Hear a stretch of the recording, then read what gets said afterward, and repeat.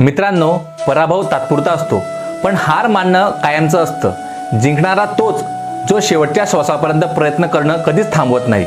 मित्रांनो, जीवनात अडथळे येणारच, पण ध्येय नजरेसमोर ठेवून पुढे जाणाऱ्याला कोणीही थांबवू शकत नाही। हार मानणं हीच खरी हानी आहे। मित्रांनो, अंधार कितीही दाट असो, सूर्योदय थांबत नाही। तसंच तुमच्या प्रयत्नांचा प्रकाशही एक दिवस नक्कीच झळकणार आहे।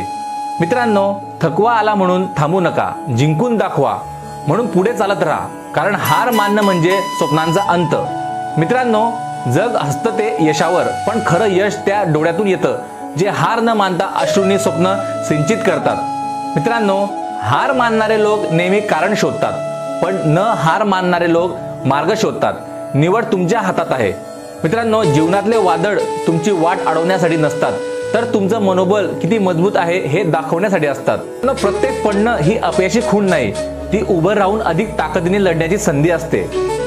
जीवनातील कठीण प्रसंग म्हणजे तुमच्या कहाणीतील थरारक अध्याय। शेवटचा अध्याय तोच लिहितो जो शेवटपर्यंत लढतो। हार मानण्याआधी एकदा स्वतःला विचारा, मी इथपर्यंत आलो ते फक्त इथपर्यंत थांबण्यासाठी नाही, ते पुढे जाण्यासाठी।